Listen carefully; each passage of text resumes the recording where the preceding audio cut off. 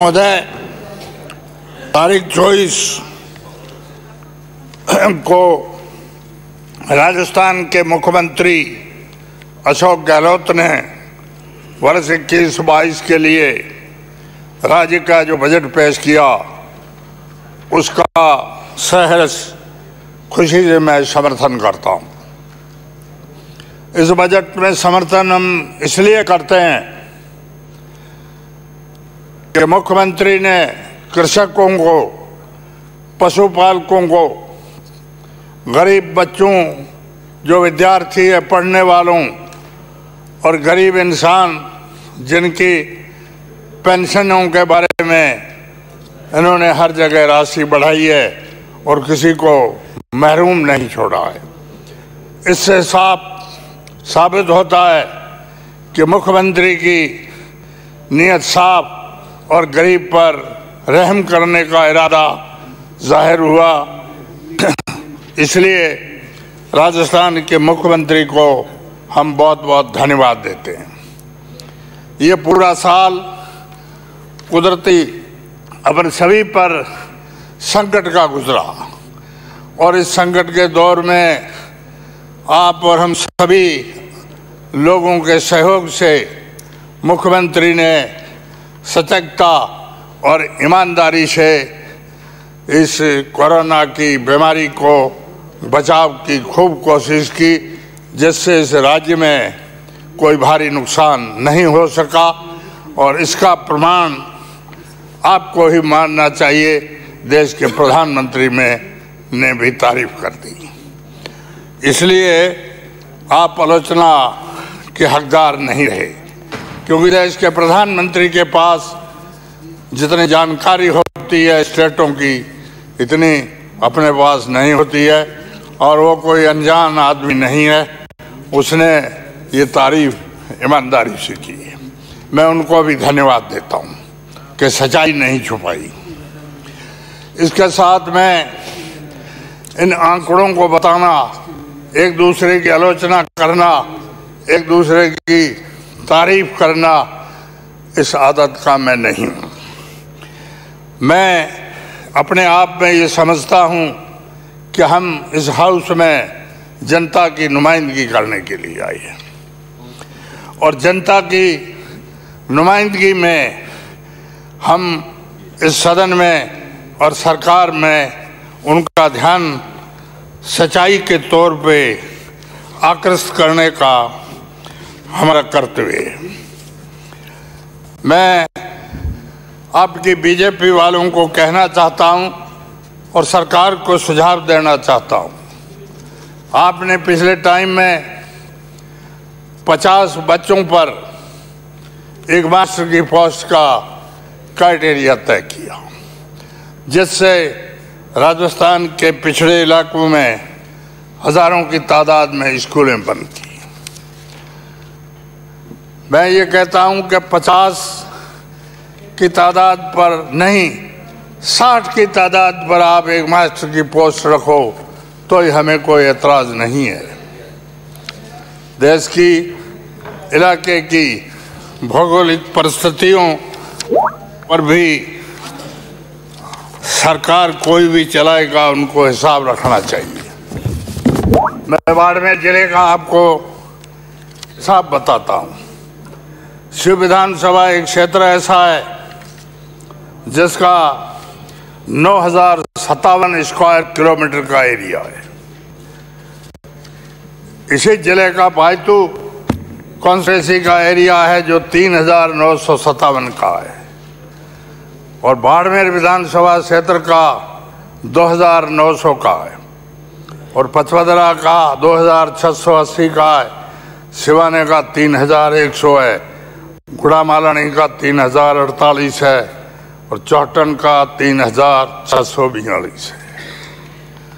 तो क्या देश की और प्रदेश की सरकार की ये जिम्मेदारी नहीं है कि जिस जगह 15 घर की बस्ती है, उस 15 घर की बस्ती में 20 बच्चे होंगे और उस बस्ती से 15 किलोमीटर की दूरी में कोई किस्म की प्राइवेट या सरकारी स्कूल नहीं है। तो क्या उन गरीबों के बच्चे 20 किलोमीटर पैदल स्कूल में जाकर वापस घर आ सकते हैं? नहीं आ सकते। ये आप और हम सबको ईमानदारी से महसूस करना पड़ेगा। ऐसे एरियो के लिए 20 बच्चों पर भी एक मास्टर की पोस्ट कर दी जाए तो कोई जुर्म नहीं है। अनाप शनाप दुनिया में अपन सब बेकार खर्चों में पैसे गुजार देते हैं जिनका कोई फिक्र नहीं, लेकिन एक गरीब बच्चे जिनको 20 को एक मास्टर पढ़ाता है उसको मास्टर की तनख्वाह दे दी जाए तो ये कोई जुल्म नहीं है, न्याय है। अगर मान लो ऐसा अपन नहीं करते हैं तो देश में गरीब का जो मूलभूत अधिकार है वो अपन खत्म कर रहे हैं। मैं यह भी निवेदन करना चाहता हूं, भारत निर्वाचन आयोग ने एक जनरल सिस्टम तय किया है कि 900 से 1200 तक का वोट होगा, उसमें एक मतदान केंद्र कायम किया जाएगा। लेकिन साथ में ये भी है उसी भारत निर्वाचन आयोग का सर्कुलर कि किसी भी मतदाता को 3 किलोमीटर से ज़्यादा नहीं जाने देंगी। आज मान लो किसी मतदाता केंद्र से 20 किलोमीटर दूर 25 मतदाता है तो वो तो मत नहीं डाल सकते।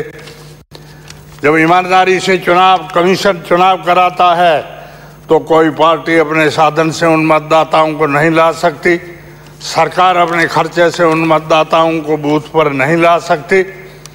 तो सीधी बात पड़ी है कि उन मतदाताओं को वोट देने का हक अपन खत्म करते हैं। मैंने मेरे विधानसभा निर्वाचन क्षेत्र में एक बाड़मेर में एसडीओ शिव में ईमानदार आया था। उस एसडीओ को मैंने सर्कुलर बताया और 4 बूथ ऐसे बताए जिनमें 20, 25 और 30 मतदाता थे। कलेक्टर ने उस एसडीओ को कहा, तुम पागल हो, कोई 20 वोटों पर पोलिंग होता है? इसमें तो 20 कर्मचारी ड्यूटी पे लगते हैं, जितने कर्मचारी उतने ही मतदाता, ये हो सकता है क्या? एसडीओ ने सर्कुलर बताया कि मैं सर्कुलर के तहत सुझाव लाया हूँ, आपकी मर्जी पे तो खारिज कर दो, मर्जी पे तो पास कर दो। अंत में कलेक्टर ने पास किया।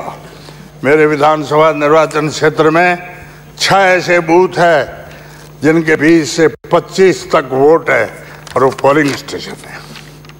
तो ये कोई अन्याय थोड़ा ही है। आज ये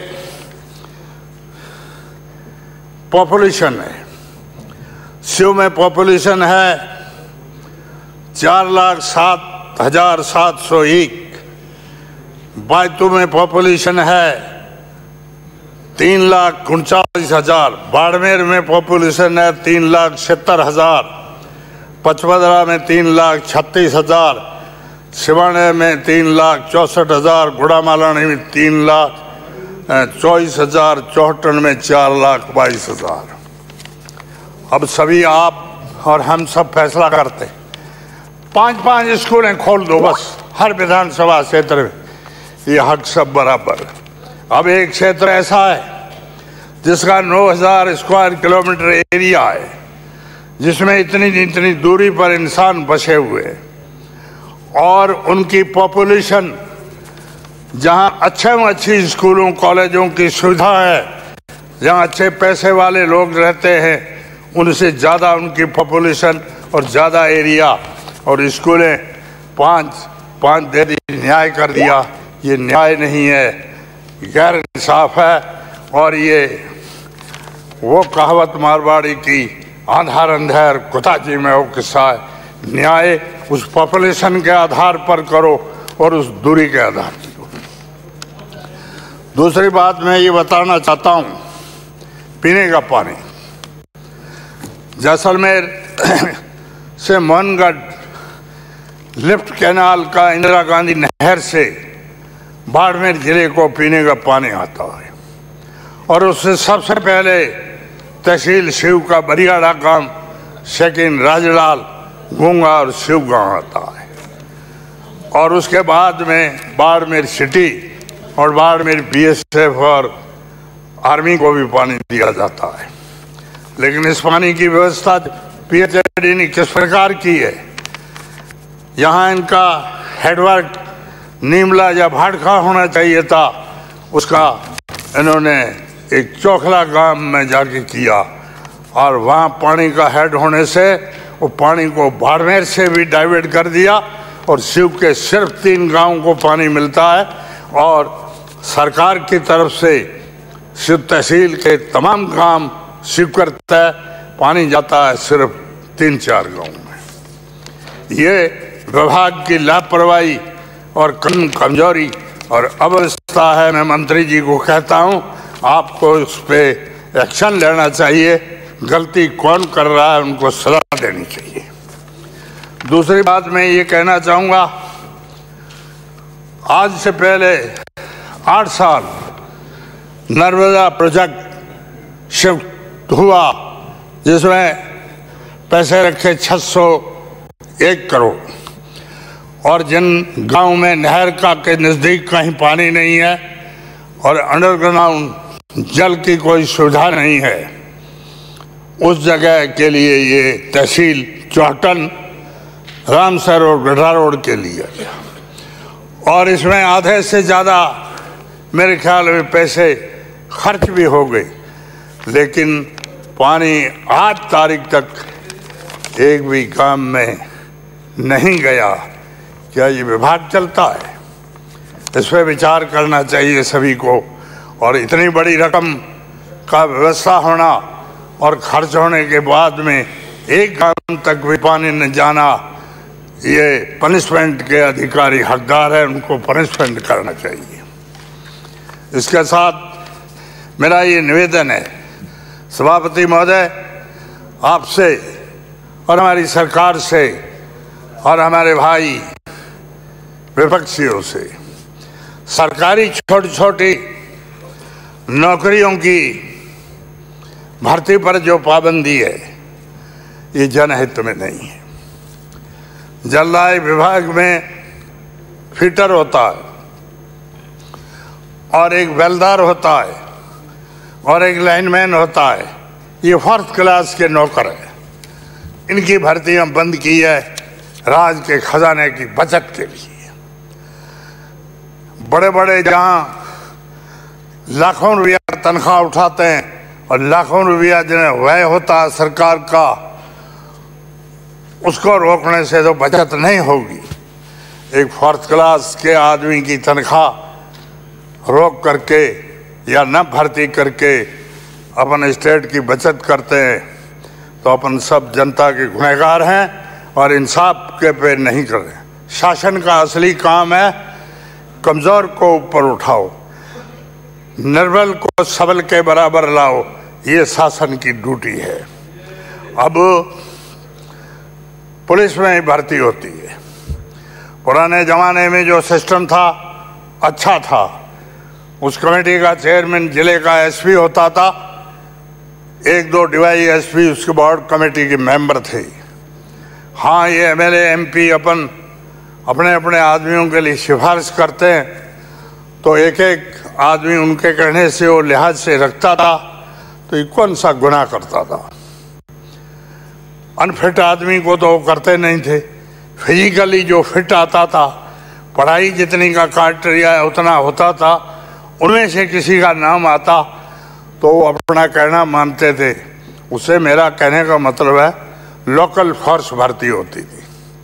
आज बाड़मेर में अलवर भरतपुर का सिपाही कामयाब नहीं रह सकता, बाड़मेर जैसलमेर का सिपाही कामयाब रह सकता है और स्थानीय रोजी का भी बंदोबस्त होता है। अब ये सब आधुनिक परीक्षाओं में क्या करके जब बड़े बड़े टेक्नोलॉजी लोगों के लड़के भाई वो भर्ती कर देते हैं और न तो सिपाही में समझते हैं न उत्तर दक्षिण में समझते हैं, न सीआरपी में समझते हैं, न आईपी में पीसी में समझते हैं, तो ये राष्ट्र और राज्य का हानि है और फायदा नहीं है। ऐसी सारी चीज़ों पे अपन सबको एक जबान पे होना चाहिए और ये जनहित का काम है, किसी जाति या किसी पार्टी का सवाल इसमें नहीं है। मैं ज़्यादा बोलने की यूँ भी मेरी आदत नहीं है। मैं इतना ही कहना चाहता हूँ कि सरकार भौगोलिक क्षेत्रफल के एरिए पे विकास इकाइयों का भी तय करने में सोचे। जैसलमेर विधानसभा क्षेत्र की 28,000 वर्ग किलोमीटर एरिया है और उसमें एक ढाणी से दूसरी ढाणी में 30 किलोमीटर का मुफासला है। क्या वहाँ आप 50 बच्चों में एक मास्टर भेजोगे? क्या सड़क अभी कितनी हर एमएलए को दी है? 5 करोड़। अब जैसलमेर के एमएलए को, शिव के एमएलए को 5 करोड़ दोगे तो ये ऊंट के मुंह में जीरा हो जाएगा। भरतपुर अलवर में 5 करोड़ रुपया दोगे तो उस एमएलए की वाहवाह हो जाएगी। तो ये न्याय नहीं करना है, यह अन्याय है। भौगोलिक क्षेत्रफल की दूरी के हिसाब अमाउंट से रखना चाहिए। क्षेत्रफल की दूरी के हिसाब से स्कूलों में बच्चों की संख्या पर मास्टर की पोस्ट तय करनी चाहिए। हमारे ज़िले में तो मैं सच कहता हूँ, लोकल मास्टर सारे नेतागिरी करते हैं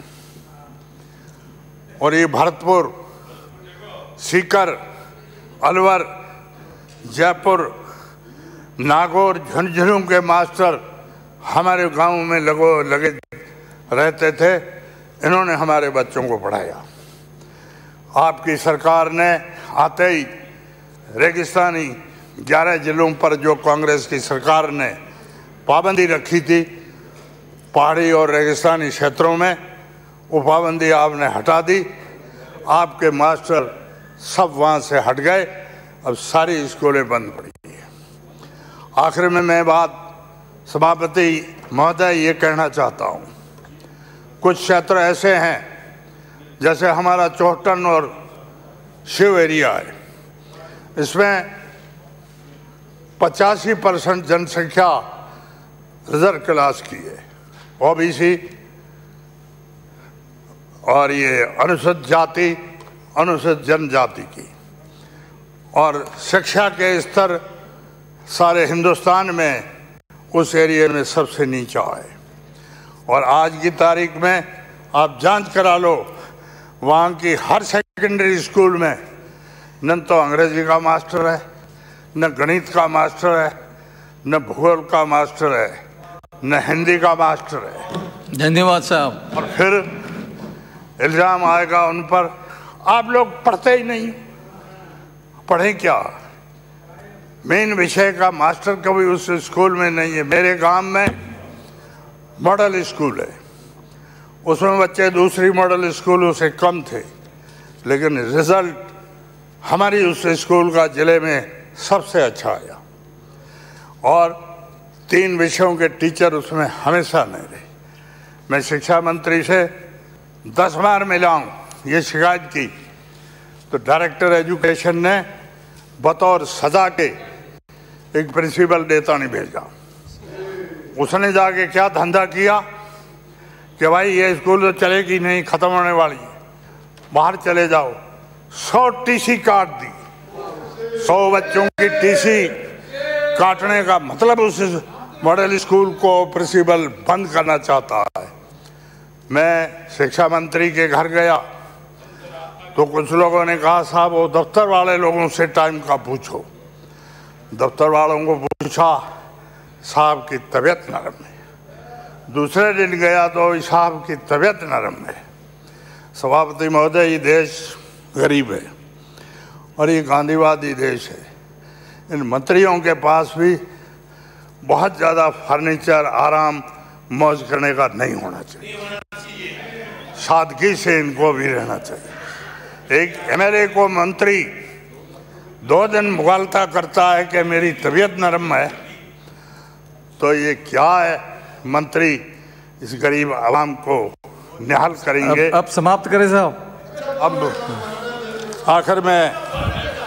आखिर में मैं इतना ही कहना चाहता हूं, मेरे विधानसभा निर्वाचन क्षेत्र में पिछले पंचायत पुनर्गठनों में कुल 23 नई पंचायतें बनी, जिसमें 4 ऐसी स्कूलें हैं जो आज प्राइमरी स्कूलों में है। इन 4 को कम से कम मिडिल स्कूल बनाई जा, और 7 ये सेकेंडरी स्कूल है, इनको हायर सेकेंडरी कराई जा।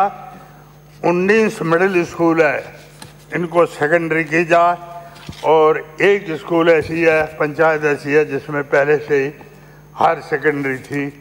यही निवेदन करता हुआ सभी को धन्यवाद। जय हिंद। श्री चंद्रभान सिंह जी। माननीय सभापति महोदय, मुझे आप बजट पे बोलने का मौका दिया, उसके लिए आपको धन्यवाद। माननीय सभापति महोदय, राजस्थान के मुख्यमंत्री अशोक जी गहलोत ने 15वीं विधानसभा में तीसरा बजट पेश किया, लेकिन पिछले 2 बजट को देखें, विश्लेषण किया जाए तो ये काल्पनिक बजट है। पहले बजट में या दूसरे बजट में जो घोषणाएं करी, उसकी धरातल पे कोई पालना नहीं हो पाई, नीचे काम नहीं हो पाए, एक भी काम, और कुल जो घोषणा हुई उसे 20 से 25% काम हो पाए। मेरा तो मुख्यमंत्री से कहना है, बजट की घोषणा वही करो जो आप नीचे करवा सको, क्रियान्वयन करवा सको। अभी जो बजट की घोषणा करी है, उन्होंने केवल राजस्थान में जो 4 उपचुनाव हैं उसके बारे में घोषणा करिए, चुनावी घोषणा टाइप घोषणा करिए।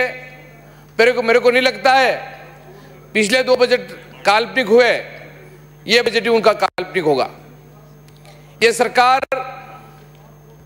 किसानों के बारे में सोचती है, किसानों के बारे में चर्चा करती है, किसानों को गुमराह करती है। पर मैं बिजली की बात करूं, ऊर्जा मंत्री जी बैठे हैं। ऊर्जा मंत्री जी, जिस प्रकार आपने बिजली के बिल बढ़ाए हैं, जिस प्रकार आपने वीसीआर भरी है, जनता वहां तैयार है आप लोगों का स्वागत के लिए, बात करने के लिए कि आपने घर की वीसीआर है। हमारे वहां एसटी बस्ती है सभापति महोदय, और उनके 1-1 लाख 2-2 लाख के टापरे नहीं है, 20-20 25 हजार की झोपड़ियां हैं, 1-1 2-2 लाख की वीसीआर भर दी, 1.25 लाख की वीसीआर भर दी। इस प्रकार की वीसीआर इन्होंने भरी है। माननीय सभापति महोदय, बिजली कटौती जो ये 8 घंटे की घोषणा करी थी, वो 4 या 5 घंटे भी बिजली नहीं आ पा रही है। किसानों की सब्सिडी खत्म कर दी, दरों में वृद्धि कर दी, कृषि कनेक्शन 2012-13 के बाद में ये नए कनेक्शन कोई दे नहीं पाए, लोग उससे भी दुखी हैं। और किसान बिजली की चोरी करता है, वो कोई कारणवश करता है, इस कारण करता है क्योंकि उसको बिजली का कनेक्शन मिल नहीं पाता है, और उसके बच्चे बच्ची खाने के लिए क्या करें, उसके लिए छोटी मोटी बिजली की करते हैं। पर ये वीसीआर पूरे राजस्थान में बहुत ज़्यादा भरी है, उसे किसान काफ़ी दुखी हैं। इन्होंने किसान कर्ज माफी की बात करी। कर्ज माफी तो वसुंधरा जी ने करी थी, और 50-50 हज़ार रुपये पूरे राजस्थान में माफ़ किए थे। वो जनता आज भी याद कर रही है सभापति महोदय। पर इन्होंने किसान कर्ज माफी की जो बात करी और किसान कर्ज माफी किया है, अभी भी केंद्रीय सहकारी बैंकों में कृषि ऋण, एमटी लोन इन्होंने माफ किया है, मध्यकालीन ऋण माफों को किया है। सरकार के घोषणा के अंतर्गत माफी प्रविष्टियां बैंकों द्वारा 1 मार्च 2020 को पूरी की जा चुकी है। लगभग 1 वर्ष बीत जाने के उपरांत भी राजस्थान सरकारी द्वारा बैंकों के उक्त राशि उपलब्ध नहीं करवाई गई है। जिसके अभाव में बैंक द्वारा उन काश्तकारों को न अदेय प्रमाण पत्र जारी किए गए हैं, न पुनः उन्हें नवीन वितरण किया जा रहा है। माननीय सभापति महोदय, चित्तौड़ केंद्रीय सहकारी बैंक लिमिटेड के कार्यकाल में 413 पात्र कृषकों को राज्य सरकार की कुल 9 करोड़ 13 लाख ऋण माफी के रूप के प्रदान किए गए। राज्य में अन्य सरकारी बैंकों की उक्त योजना का लाभ नहीं मिल पाया है। माननीय सभापति महोदय, राजस्थान में मध्यकालीन ऋण 200 करोड़ के आसपास माफ किया है। वो किसान दुखी हैं, उनको ऋण वापस नहीं मिल पाया, दूसरों बैंकों को नोटिस नहीं मिल रहा है, इस कारण कर्ज माफी नहीं हो पाई है। ये कर्ज किसानों के बारे में है। माननीय सभापति महोदय, कर्ज की बात तो सरकार ने चुनावी घोषणा किसानों को संपूर्ण कर्ज माफी की बात करी थी, लेकिन बड़े दुख के साथ आपको किसानों को मसीहा करने वाली यह सरकार बिल्कुल भी प्रयासरत नहीं है और मात्र केंद्र सरकार पर निर्भर होकर अपनी रोटियां किसानों के चूल्हे पर सेक रही हैं।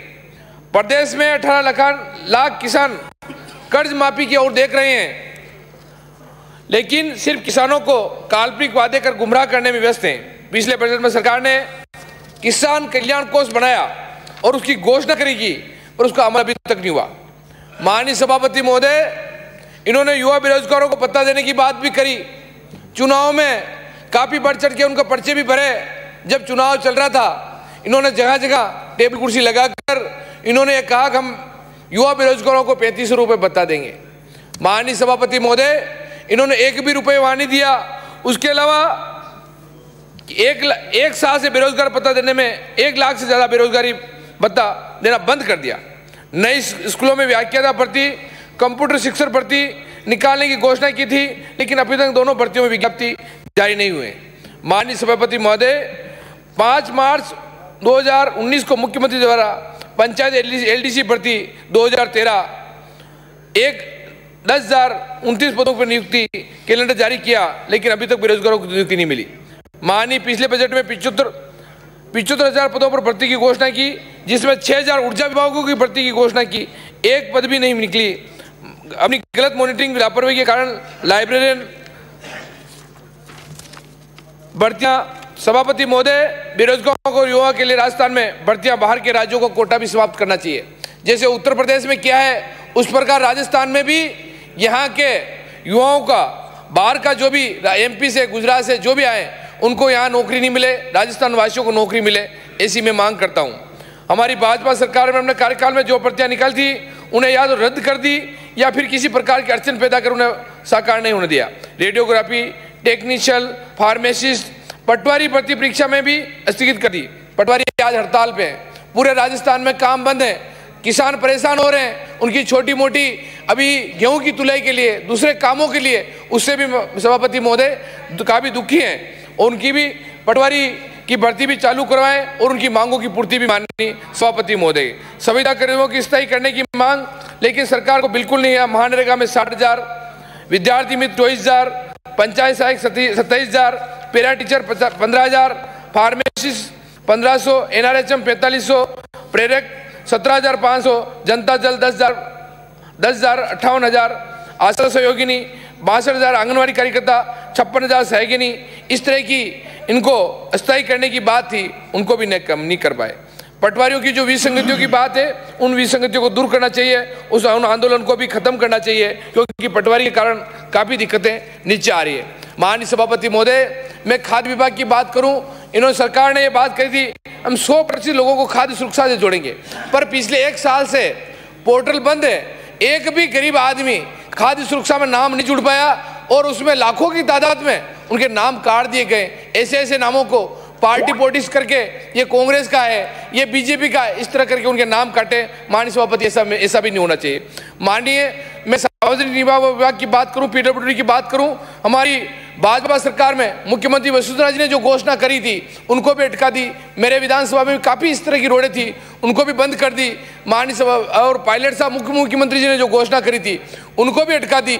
और उनको तो अटकाने की बात स्वाभाविक थी कि उप मुख्यमंत्री घोषणा कैसे करें तो हम करें, क्योंकि उनको भी डाउटफुल देखा जा रहा है। तो माननीय सभापति महोदय, हम तो कुछ इनकी आपस का झगड़ा हम तो चाहते नहीं है। हम तो ये चाहते हैं कि हमारी रोडें वापस उनको कर दें और उन रोडों को वापस कर दें। माननीय सभापति महोदय, डीएपी फंड की बात करूं, माइनिंग फंड की बात करूं, पिछले 2-2.5 साल से रोडें बन गई, काम हो गया, सब तरह की बातें हो गई, पर उनका पैसा अभी तक ठेकेदारों को नहीं दिया। उनको आत्महत्या करने की नौबत आ रही है। उनका डीएफटी फंड की जारी करवाएं, इस तरह की मेरी मांग है। माननीय सभापति महोदय, मैं 10-13 पे बोलने लगा हूं। माननीय सभापति महोदय, पशुपालन विभाग में भी सरकार ने यह कहा था कि मैं नंदीशाला खोलेंगे, नंदीशाला नहीं खोल पाई, एक भी पंचायत के नंदीशाला नहीं खोले। माननीय सभापति महोदय, उसके अलावा मैं मांग करता हूं कि हमारे वहां अब मेवाड़ में अफीम की पैदावार बहुत ज्यादा होती है और अफीम तो केंद्र सरकार तोड़ लेती है, और डोडे चूरे की जो दिक्कत है, डोडे चूरे सरकार तोड़ ले रही है, लोग उससे वास्तव में वहाँ वातावरण खराब है। माननीय सभापति महोदय, मेरी ये मांग है कि सरकार कोर्ट का आदेश होने के खातिर तोल नहीं पा रही है, पर मेरी ये मांग है सरकार अपने लेवल पर उस अफीम डोडे चूरे को 1000 रुपये किलो में तोले और उसको नष्ट करे, कहीं पे भी नष्ट करे, कोई दिक्कत नहीं, क्योंकि डोडे चूरे के कारण वहाँ के किसान परेशान है, उनकी आजीविका के कारण नुकसान है। इसलिए अफीम डोडे चूरे को अपने लेवल पर। माननीय सभापति 2 मिनट माननीय सभापति महोदय, वहाँ 21 हमारे वहाँ मेरी विधानसभा की 2-3 मांगे हैं। एक तो पर्यटक दृष्टि से चित्तौड़गढ़ में काफी डेवलप हो सकता है, पर्यटक दृष्टि में माननीय मुख्यमंत्री जी घोषणा करें। एक मेडिकल कॉलेज की घोषणा करी, केंद्र सरकार से 50% पैसा भी आया है, पर राजस्थान सरकार ने 1 रुपया भी चित्तौड़गढ़ मेडिकल कॉलेज के नहीं दिया है। इसमें बजट में घोषणा करें, उसको भी करें। चित्तौड़गढ़ शहर में पेयजल पानी की जो दिक्कत हो रही है, उसको भी पानी की भी करें। विगत 2 वर्षों से डीएफटी फंड की व्यवस्था करें। माननीय सभापति महोदय, ये सरपंचों की जो हड़ताल चल रही है, सरपंचों के 2 साल से एक भी किस्त राजस्थान सरकार ने नहीं डाली है, उन पैसे को भी सरकार डाले, क्योंकि नीचे जो गांव में छोटे मोटे मोटरें चल रही है, छोटे मोटे काम के लिए दिक्कत हो रही है, वो सरपंच काफी दुखी हैं और वो धरना दे रहे हैं, तालाबंदी करें, उसका भी माननीय सभापति महोदय उसका ध्यान रखें। बीडीओ को धरना हो रहा है, पटवारियों को धरना हो रहा है। और एक सेकंड, मेरे भदेसर में उपखंड स्तर है, वहां आप कॉलेज भी खोलें। माननीय सभापति महोदय, मेरे वहां की रोडें वगैरह की काफी दिक्कत है, ऊँट में मुंह में जीरा, इस तरह की उन्होंने रोडें दी है। पहले भी उन्होंने बस्सी कनेरा जो रोड दी है, उसकी पालना भी नहीं हुई है। माननीय सभापति महोदय, नए रोड भी दे, नई घोषणा भी करें, और आपने मुझे बोलने का बजट की वास्तव में कुछ भी नहीं दिया है। आने वाले दिनों में माननीय सभापति महोदय, इस सरकार का वास्तव में लोग नीचे काफी विरोध पैदा हो रहे हैं। माननीय सभापति महोदय, मुझे आप बोलने का मौका दिया, उसके लिए धन्यवाद। जय हिंद, जय भारत। माननीय सभापति महोदय, बजट भाषण 2020-21 पर मुझे बोलने का अवसर दिया, उसके लिए मैं आपका तहे दिल से आभारी हूँ। बजट बहस चल रही है। इससे पूर्व जब बजट पेश हो रहा था, तब बजट पूर्ण नहीं हुआ, तभी कोरोना का संदेश आ गया। पूरा 1 साल हो गया,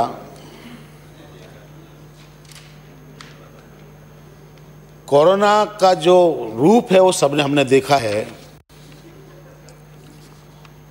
और उस कोरोना का जो प्रबंधन था, मैं धन्यवाद देना चाहता हूं माननीय मुख्यमंत्री जी को, जिन्होंने कितनी भी विषम परिस्थिति थी, लेकिन ये तय किया कि कोई भी आदमी भूखा नहीं सोएगा। उसके तहत सरकार ने, भामाशाह ने, हमारे एमएलएज ने, एमपीओ ने और जितने भी लोग थे, सबने सहयोग किया और इस पूरी पोजीशन को 1 साल को निकालते हुए यहाँ तक बढ़े हैं। मेरे विपक्ष के साथी, उनका धर्म भी है, बजट पर आलोचना करते हैं, करना भी चाहिए, लेकिन कभी कभार बातें जो सत्य होती है वो चुपती नहीं है। अभी कई साथियों ने, जिसमें हमारे विपक्ष के बड़े नेता हैं, उन्होंने ये कहा कि ये बजट तो मध्यावधि चुनाव की ओर संकेत देता है। मैं धन्यवाद देना चाहता हूं उनको कि इन्होंने इतना तो समझा। सियासी पार्टियां सब जब चुनाव होते हैं तब कुछ बजट अच्छा पेश करती हैं, लेकिन ये ऐसा बजट नहीं था कि ये चुनाव का बजट हो, लेकिन इतना अच्छा बजट को वो उस तरह से बता रहे हैं। उनके मन में जो मंशा है और मध्यावधि चुनाव की जो बात करते हैं, ये मंसूबे कभी पूरे होने वाले नहीं हैं। ये सरकार 5 साल बहुत बढ़िया और बेहतरीन तरीके से चलेगी। बजट का अच्छा होना ये संकेत नहीं देता कि मध्यावधि चुनाव हो रहे हैं। मुख्यमंत्री जी ने बजट जो अच्छा दिया वो ये संकेत दे रहा है कि उन्होंने किसी भी वर्ग को नहीं छोड़ा है, किसी भी वर्ग को अछूता नहीं छोड़ा है। आप देख लीजिए, चाहे शहरी क्षेत्र हो, शहरी क्षेत्र में इंदिरा गांधी क्रेडिट कार्ड योजना के तहत 5 लाख जरूरतमंदों को 5,000 रुपये तक का ब्याज मुफ्त ऋण दिया। चाहे शहरिया समाज हो, कथोड़ी समाज हो, जनजाति के लोग हो, राज्य में निसज्जन हो, उनको 100 दिन के बजाय 200 दिन का रोजगार का दिवस मुख्यमंत्री जी ने किए हैं। अभी मुख्यमंत्री जी को धन्यवाद देना चाहते हैं कि उन्होंने कोई भी जिला ऐसा नहीं छोड़ा है जहां मेडिकल कॉलेज नहीं है। सभापति महोदय, 25 जिले मुख्यालयों पर नर्सिंग कॉलेज खोला गया, उसमें हमारा धौलपुर भी शामिल है। उसके लिए तो मैं और भी तहे दिल से धन्यवाद देना चाहता हूं कि नर्सिंग कॉलेज खुलने से हमारे पूरे जिले को फायदा होगा। 30 नए प्राथमिक स्वास्थ्य खोलने की बात मुख्यमंत्री जी ने की है। अभी ये तय होगा कि वो कहाँ कहाँ खुलेंगे।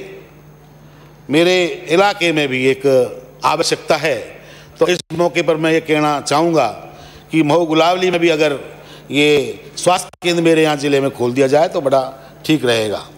मैं मुख्यमंत्री जी ने 58 ब्लॉक मुख्यालयों पर आयुर्वेद, यूनानी और होम्योपैथिक औषधालय खोलने की बात कही है। एक जो सबसे बड़ी बात है जो मैं इंगित करना चाहता हूँ, पहले कभी एक्सीडेंट होता था, आदमी निकल जाता था, यूँ देख के पता नहीं कौन लफड़े में पड़े, हाथ तक नहीं लगाते थे, और कहीं उनके मन में मानवता भी जागती थी तो वो कहते थे कि पता नहीं, जाएंगे पुलिस थाना हो जाएगा, अननेसरी 4 चक्कर लगाने पड़ेंगे। लेकिन मुख्यमंत्री जी ने इस चीज़ को विशेष ध्यान रखते हुए जो ये बात कही कि कोई भी घायल व्यक्ति या ऐसे व्यक्ति को पहुंचाएगा हॉस्पिटल, उसको 5,000 रुपये और प्रशस्ति पत्र दिया जाए, बहुत बड़ी बात है। इससे एक मानवता जागृत होगी और वो कोई भी व्यक्ति जो चाहता है कि मदद करना चाहें वो अभी भी ये पीछे नहीं हटेगा, क्योंकि उसको जो जितनी भी परेशानी और तकलीफ़ें थी थाने की और बाकी की जो फॉर्मेलिटी वो सबको ख़त्म करके ये जो तय किया है, ये बहुत बड़ी बात है। मैं सभापति महोदय, राजकीय महाविद्यालयों की लोकप्रियता को ध्यान में रखते हुए 5,000 से अधिक वाले समस्त गांवों और कस्बों में अगले 2 वर्षों में जो इंग्लिश मीडियम लगभग 1,200 महात्मा गांधी राजकीय विद्यालय प्रारंभ होंगे। ये बहुत अच्छी बात है, क्योंकि हम भी जानते हैं, एक चर्चा थी बाजार में, ग्रामीण क्षेत्र में भी और शहरी क्षेत्र में भी, कि केवल प्राइवेट स्कूलों में ही अच्छी पढ़ाई होती है। लेकिन जिस तरह से ये स्कूल खोलने की बात कही है, वो निश्चित रूप से उनको एक एहसास मिलेगा, और गवर्नमेंट के स्कूलों में इंग्लिश मीडियम की जब पढ़ाई होगी तो एक गरीब का बच्चा, एक SC ST और निम्न वर्ग का बच्चा भी पढ़ सकता है। सभापति महोदय, कृषि महाविद्यालय की बात हुई। कृषि महाविद्यालयों के 6 राजकीय विद्यालयों में कृषि संकाल खोले जाएंगे। मैं धन्यवाद देना चाहता हूँ मुख्यमंत्री जी को